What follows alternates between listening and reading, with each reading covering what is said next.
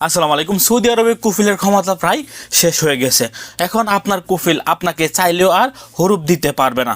হরুপ দিতে গেলেও আপনার অনুমতি নিতে হবে। যখন আপনি আপনার সিস্টেমে ঢুকে ওকে করে দিবেন, তখনই কিন্তু আপনার কফিল আপনাকে হরুপ দিতে পারবে। অন্যথায় আপনার ইচ্ছার বাইরে শুধুমাত্র কফিলের ব্যক্তিগত ইচ্ছায় সে আর কখনোই আপনাকে হুরুপ দিতে পারবে না। একটা সময় ছিল বা আগের পুরাতন নিয়ম ছিল, আমাদের কফিল আমাদেরকে এয়ারপোর্টে রেখেই কিন্তু হুরুপ দিয়ে দিতেন। যে সকল ডোমেস্টিক ওয়ার্কাররা সৌদি আরবে নতুন আসতেন, আপনারা জানেন সৌদি আরবে আসার পর 3 মাসের ভিতরেই কিন্তু আপনার কফিল আপনাকে হুরুপ দিয়ে দিতেন। অনেক প্রবাসীরা এয়ারপোর্টে নামতেও পারেনি, এয়ারপোর্টে নামার পরে কিন্তু তার কফিল তাকে বর্ডার নাম্বারের উপরে হুরুপ দিয়ে দিতেন, যেটাকে আমরা পাসপোর্ট নাম্বার বলে থাকি। তো এখন থেকে আপনাদের কফিল আর চাইলেও কিন্তু আপনাদেরকে আর বর্ডার নাম্বার অথবা পাসপোর্ট নাম্বারের উপর আর কখনোই 3 মাসের ভিতরে হুরুপ দিতে পারবে না।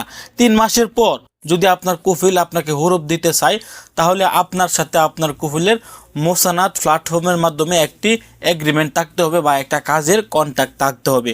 ওই মোসানাতের মাধ্যমে যদি আপনার কফিল আপনাকে হুরুপ দেয়, তাহলে আপনার এখানে আসবে। আপনার এখানে আসার পর যদি আপনি ওকে না করেন অথবা তার ওই হুরুপটিকে যদি আপনি অ্যাকসেপ্ট না করেন, তাহলে 3 মাস পরেও কিন্তু আপনার কফিল আপনাকে হুরুপ দিতে পারবে না।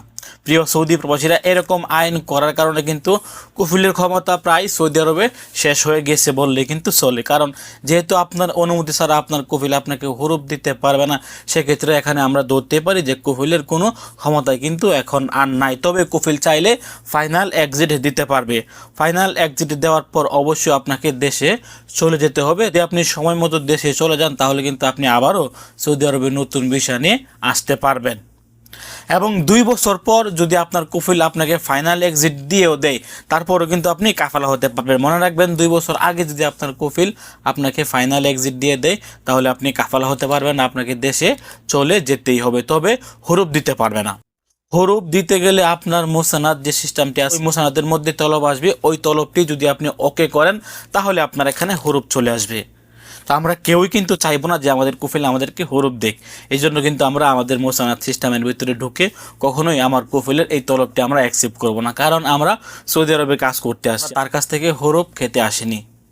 প্রিয় সৌদি প্রবাসীরা, এরকম নতুন নতুন আইন করার কারণে কিন্তু বর্তমানে সৌদি আরবে অনেক কফিলের ক্ষমতায় কিন্তু প্রায় শেষ হয়ে যাচ্ছে। আজকে আমি যে বিষয়টি নিয়ে কথা বলেছি, এটা শুধুমাত্র যারা ডোমেস্টিক ওয়ার্কাররা আছেন।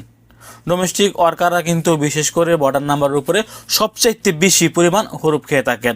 এখন থেকে আপনি সৌদি আরবে আসার পর 3 মাসের ভিতরে আপনার কফিল আর আপনাকে বর্ডার নাম্বার বা পাসপোর্ট নাম্বারের উপরে হুরুপ দিতে পারবে না, যদি আপনি সৌদি আরবে ডোমেস্টিক বিষয়ে এসে থাকেন। হাউস ড্রাইভার, আমেল মঞ্জিল, আমেল তাব্বাক, আমেল খাদ্দামা অথবা আমেল মাজরা, এই বিষয়ে আসলে আপনার কফিল আর আপনাকে ডাইরেক্ট হুরুপ দিতে পারবে না 3 মাসের ভিতরে।